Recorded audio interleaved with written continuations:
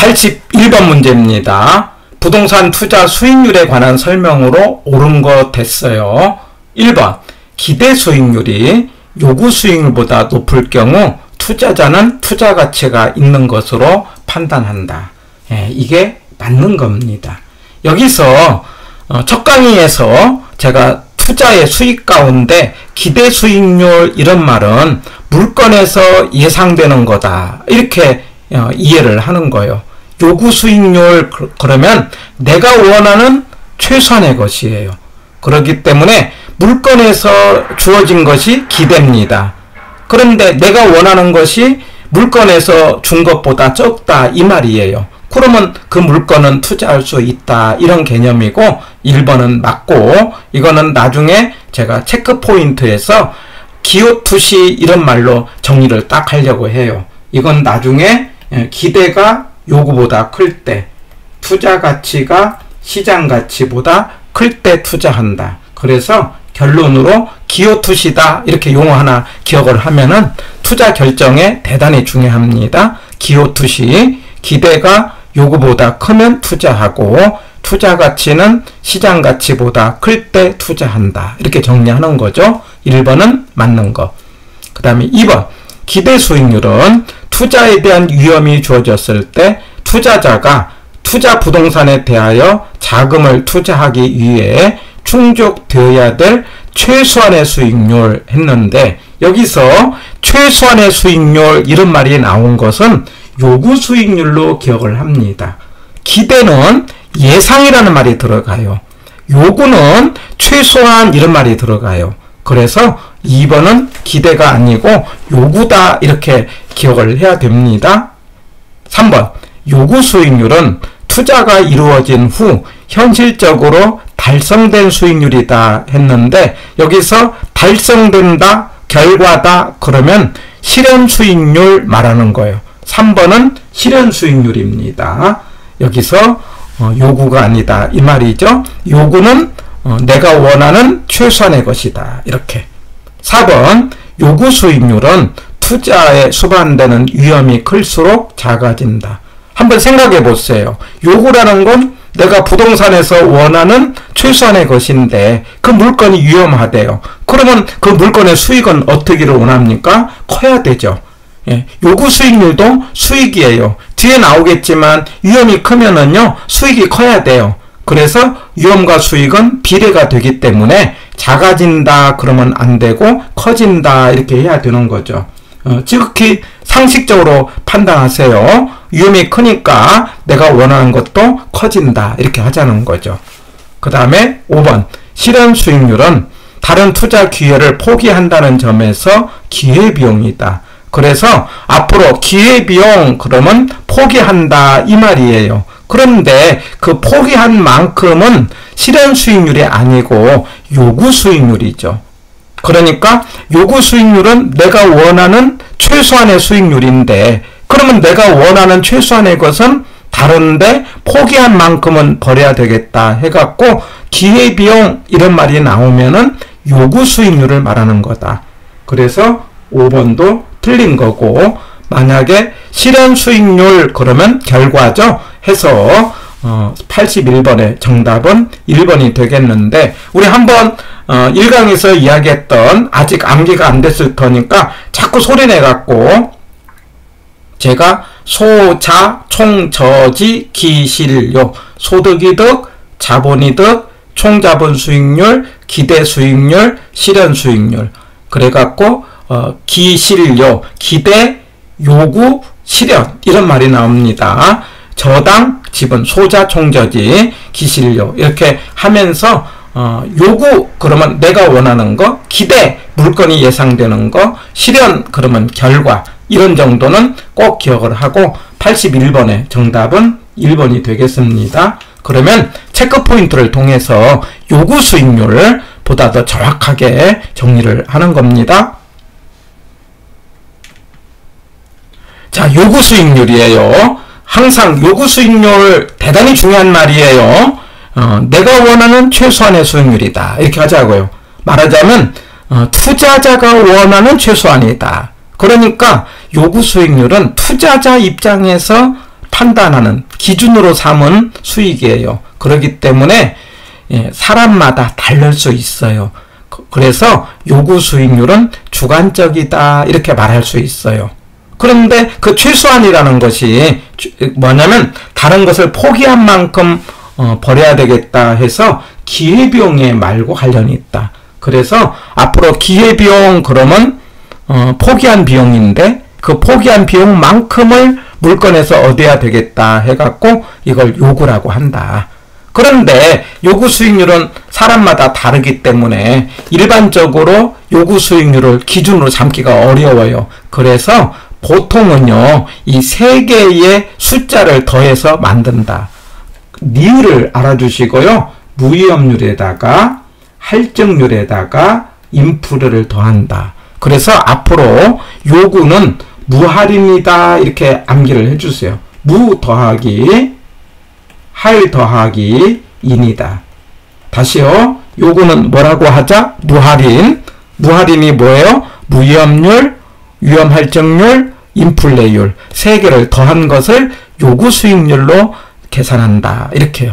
그러면 무위험률이 뭐냐? 위험이 없는 수익률이에요. 여기서 위험이라는 것은 다음에 이야기하겠는데 변동이 안 된다는 거예요. 그래서 은행 이자가 무위험률이에요. 또는 국공채 수익률이에요. 이게 국채, 공채입니다. 국가가 망하지 않으면 받을 수 있기 때문에 이거 무위험률입니다. 그러니까 은행 예금 이자를 우리는 뭐라고 하자? 무위험률로 한다 이 말이에요. 근데 은행 예금 이자는요 국가마다 달라요. 그 말은 사람한테는 예금은 똑같다 하잖아요. 여기서 특판 예금 빼고요. 일반적인 예금은 사람한테는 같게 나타납니다. 그 말은 나중에 사람이 공격적이냐 보수적이냐 이런 말이 나오더라도 은행 예금 이자에 해당되는 무위험률은 같다 이런 뜻이에요. 그리고 비율에 가서 그래서 무위험률이 높아지면 은행 예금 이자가 높아지면 요구 수익률도 뭐해진다 높아진다. 예금 이자 높아지면 내가 부동산에서 원하는 수익도 높아지는 거다 이런 이야기예요. 그리고 시효서는 할증률은요 우리가 부동산에 투자할 때 은행 이자만큼만 받아서는 안 돼요. 더 받아야 돼요. 그 더 받는 돈을 할증률이라고 해요. 일반적으로는 위험의 대가라고도 하고요. 우리가 보통 프리미엄을 얻는다 이런 말을 해요. 그래서 위험 보상률이라고도 하는데 대개 할증률, 할인율 같은 말이에요. 할증률, 할인율은 다음에 이제 시간 가치에서 또 이야기를 하겠는데 더 받는 돈이다 이렇게 생각하시면 돼요. 여기다가 인플레가 있으면 물가가 올라가는 게 인플레 아닙니까? 이걸 더하자. 그래서 요구는 뭐라고 한다? 무할인. 꼭 기억합니다. 중요한 말이에요. 자, 그런데 여기서 관계가 또 너무 중요합니다. 위험이 크면은요 요구가 올라가. 아까 위험하니까 내가 원은 올라갑니다. 그리고 위험이 크면은요 가격이 떨어져요. 대단히 중요합니다. 자, 위험과 가격은 반대로 움직입니다. 위험하니까 사람이 안 산다 생각해서 가격이 떨어진다는 거. 그 다음에 두 번째, 가격이 올라가면은요, 수익이 떨어져요. 우리가 물건을 살 때 비싸게 사면 수익이 없습니다. 싸게 사면 수익이 올라가요. 그래서 가격과 수익은 반대로 움직인다는 거. 그런데 세 번째, 위험과 수익은 비례라는 거. 위험이 클수록 수익도 크다는 거. 이거 세 가지 대단히 중요합니다. 처음 하신 분은 은근히 어려운 지문이에요.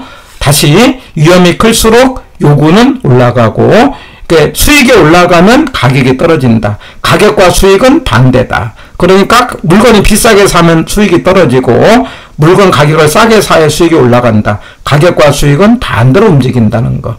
그리고 위험과 수익은 비례라는 거. 이 관계 대단히 중요합니다. 그래서 이제 결론은 투자 결정인데 투자 결정은 기호투시 이렇게 하자는 거예요. 말하자면 기대가 요구보다 클 때 투자 가치는 시장 가치보다 클 때 투자한다 라고 하는 것. 그래서 기대가 요구가 크다. 기대는 물건이 준 거예요. 그리고 요구는 내가 원하는 거예요. 그러면 그 물건을 산다 이 말이에요. 그럼 물건 가격이 올라가요. 가격이 올라가면 수익이 떨어져요. 왜? 가격과 수익은 반대니까. 예. 그 다음에 만약에 기대가 요구보다 작으면 투자가 이루어지지 않아요. 그럼 사람들이 투자가 이루어지지 않기 때문에 물건 가격이 떨어져요. 그러면 기대 수익이 올라갑니다. 자, 여기서 중요한 것이 하나 있는데, 기대와 요구 사이에서 기대가 크면은 기대가 변해서 크기 때문에 기대가 떨어지는 쪽으로 움직여요. 만약에 기대가 작으면은 기대가 올라가는 쪽으로 움직입니다. 말하자면 기대와 요구 사이에서는 기대가 변한다는 거. 기대가 크면은 떨어질 일밖에 없다. 그래서 기대가 크면 기대가 떨어지는 쪽으로 움직이고, 만약에 기대가 작으면 기대가 올라가는 쪽으로 움직인다는 거 문제에서 대단히 중요합니다. 그리고 결론은 기호투시라는 것. 기대가 요구보다 클 때 투자하고, 투자 가치는 시장 가치보다 클 때 투자한데, 이때 투자 가치는 내 생각, 이렇게 생각하면 돼요. 투자 가치는 내 생각, 내가 본 물건의 값어치예요. 시장 가치는 시세입니다. 생각해 보세요. 내가 물건을 봤더니, 빌라를 봤더니 물건이 내가 보니까 1억짜리예요. 근데 시세는 1억 5천으로 나왔어요. 투자하지 않죠. 내가 본 투자 가치가 시장 가치보다 적으면 투자를 안 이루어집니다. 그런데 내가 본 물건의 값어치가 시세보다 높은 투자가 이루어진다. 그래서 기호투시다 하고, 그런데 내가 본 물건의 값어치는요, 예상 수익을 요구 수익률로 나누어서 계산한다. 이거는 이제 참고로 기억을 하시고요.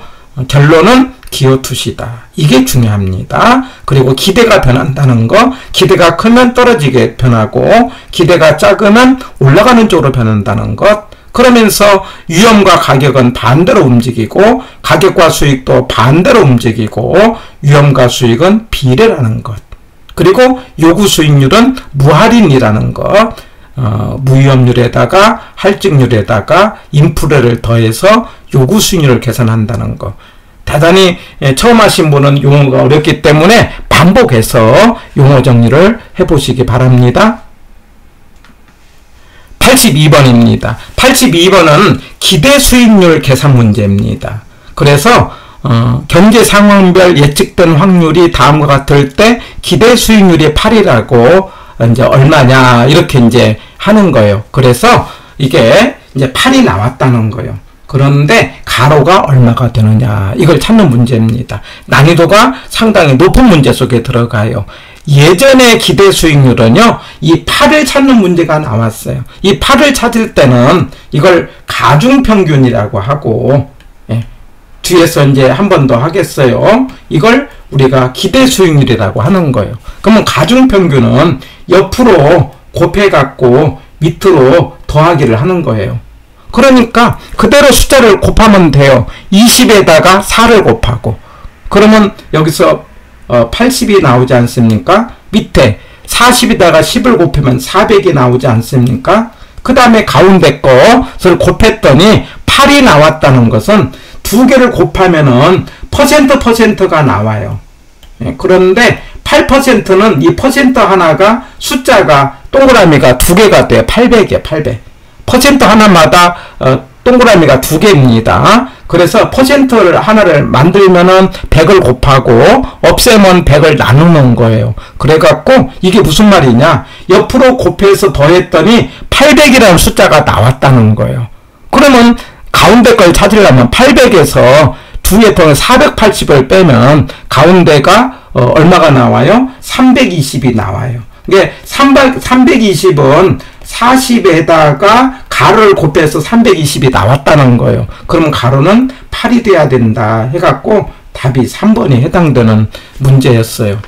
나중에 풀고 보면 그렇게 영 못 풀 문제는 아닌데, 처음에 계산 문제를 좀 어려워하시는 분은 상당히 난이도가 있는 문제였어요. 그래서 이 82번 문제가 3번인데 체크 포인트로 한 번 더 점검을 해보는 겁니다. 자, 기대 수익률이에요. 그러면 기대 수익률, 그러면 투자 대상에서 예상되는 거예요. 그걸 계산할 때는 평균으로 한다는 거. 이 평균이라는 게 가중평균이에요. 가중평균을 이런 식으로 계산을 해요. 수식을 이러는데 이 수식보다는 확률에다가 옆에 값을 곱해갖고 시그마라는 건 더한다 이런 뜻이에요. 그냥 이 정도 이해하고요. 평균이 수익이다. 이런 말 정도는 알아야 돼요. 그런데 위험이라는 건 부동산 투자에서 위험이라는 것은 손해본다는 개념이 아니고 변동 가능성이에요. 다시요. 위험은 뭘 말한다? 변동 가능성이에요. 그러니까 내가 10을 예상했다. 그게 기대가 10이라는 거예요. 만약에 결과가 20이 나왔다. 그러면 실현이 20이라는 거예요. 처음에 10을 예상했는데 20이 나온 것은 위험한 거예요. 내 생각대로 안 됐기 때문에. 만약에 10을 예상해서 20%가 나왔으면은 내가 돈을 많이 벌었을지라도 돈을 벌었느냐 못 벌었느냐의 문제가 아니고 10이 나오지 않는 걸 위험이라고 한다. 그 변동 가능성을 위험이고 이걸 계산할 때는 표준 편차 내지는 분산으로 한다는 것. 그래서 이제 편차가 크다. 그러면 위험이 크다는 거예요. 위험이 크다는 건 많이 벗어났다는 거예요. 많이 벗어났다는 것은 달성 가능성이 낮다 이렇게 말할 수 있어요. 그래서 이 표준 편차 해석을 기억하고요. 그리고 일반적으로 위험과 수익은 무슨 관계다? 비례다. 그러니까 위험이 클수록 뭣도 크다. 수익도 크다. 이렇게 말할 수 있는 거죠. 그래서 수익과 위험과의 관계를 이제 계산을 어떻게 하느냐? 수익은 평균으로, 위험은 표준 편차 내지는 분산이다. 편차도 위험이고요. 분산도 위험인데 둘은요. 편차를 제곱하면은 분산이 되는 거예요. 예. 분산의 계산 문제는 그냥 넘어가시고요. 그래서 일반적인 기대 수익률 평균 계산 가중평균이 가중평균. 그래서 곱해서 더한다. 근데 바로 이렇게 10과 30을 곱해요. 그러면 300 나오지 않습니까? 20과 40을 곱해요. 그러면 얼마 나옵니까? 800이 나오지 않습니까? 300, 800. 그 다음에 30과 또 30을 곱 900이지 않습니까? 그러면 2000이 나오죠. 합치면은요. 2000%인데, 보세요. 2000%인데, 퍼센트를 하나 없앨 때마다 점을 이쪽으로 두 개를 옮기는 거예요. 그래서 20%다. 이렇게 하는 거죠. 해갖고 옆으로 곱해서 더한다. 이렇게 나오면 가장 간단한 계산 문제인데 바로 이 문제를 앞에 문제에서는 가로를 넣은 거죠.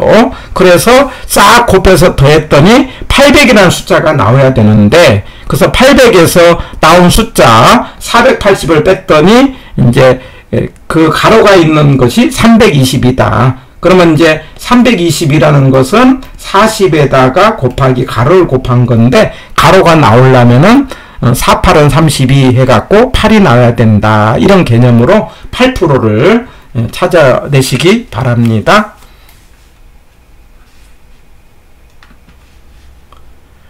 자, 이번에는요.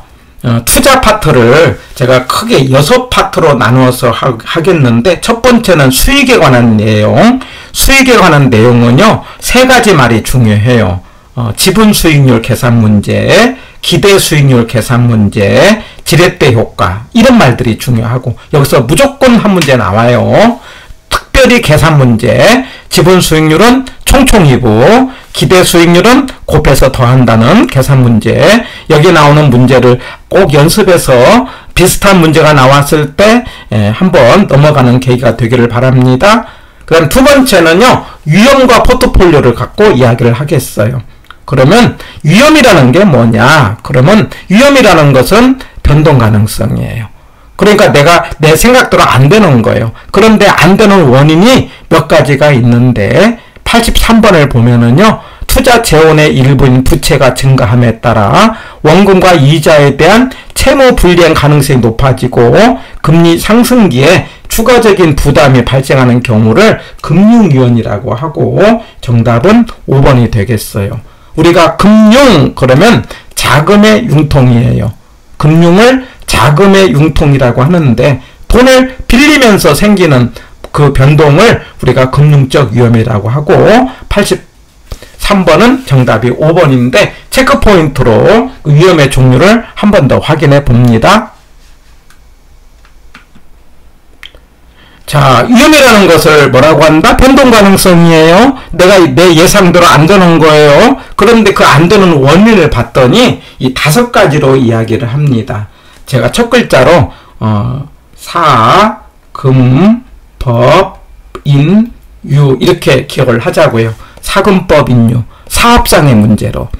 금융상의 문제로, 법률상의 문제로, 인플레 문제로, 유동성 문제로 내 예상대로 안 되는 걸 말한다. 이렇게 사금법 인유 이렇게 해야 됩니다. 사금법 인유, 사업상의 문제, 금융상의 문제, 법적인 문제, 인플레 문제, 유동성 문제인데, 근데 사업을요 조금 더 세부적으로 세 개로 나눠요. 그래서 시, 위, 운 이렇게 하는 거죠. 그래갖고 시장 상황이 예상대로 안 됐다 그러면 시장 위험이라고 하고요. 그 다음에 상대적 위치가 내 예상대로 안 됐다 그러면 위치적 위험이에요. 그러면 여기서 상대적 위치는 무슨 말이냐면 주변을 말하는 거예요. 다시요. 앞으로 상대적 위치 그럼 뭐라고 하자? 주변이에요. 주변이 내 부동산에 물건을 샀는데 주변 상황이 내 생각대로 안 됐다. 이걸 위치적 위험이라고 한다. 그런 이야기예요. 그 다음에 이제 경비 등 운영을 하는데 운영이 생각대로 안 되는 걸 운영 위험이라고 합니다. 그래서 그냥 상식적으로 사업상의 문제로.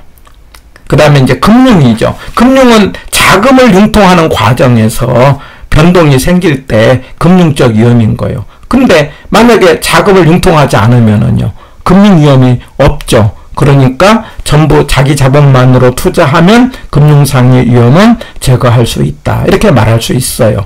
그 다음에 이제 법이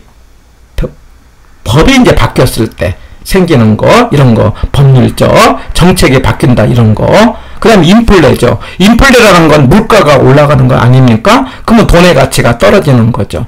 자, 그런데 물가가 얼마 올라갈지를 아무도 모르잖아요. 이럴 때를 인플레 위험이라고 하고, 그런 일이 생기면 대출자는, 여기서 대출자는 은행을 말합니다. 은행은 변동금리를 선호하죠. 예, 그래서 변동금리를 통해서 차입자에게 금리 변동 위험을 전가시킨다. 이런 말 나중에 나올 거고요. 나중에 이제 이런 말을 하게 돼요. 금융편에서 실질금리는 명목금리에서 인플레이션을 뺀 거다. 제가 표현은 안 좋지만 기억하기 위해서 실명인 이렇게 한번 해보자고 합니다. 실질은요, 돈의 가치예요. 앞으로 개론에서 실질 그러면 돈의 가치예요. 명목은요, 은행에서 받은 이자가 명목이에요. 근데 은행에서 이자 3% 받았는데 물가가 한 4% 올라버려요. 그러면 실제로는 마이너스가 되는 거예요. 그래서 은행에서 받은 이자를 명목이라고 하고 여기서 인플레를 빼면은 실질금리다. 이 내용 나중에 금융편에서 한 번 더 강조하겠어요.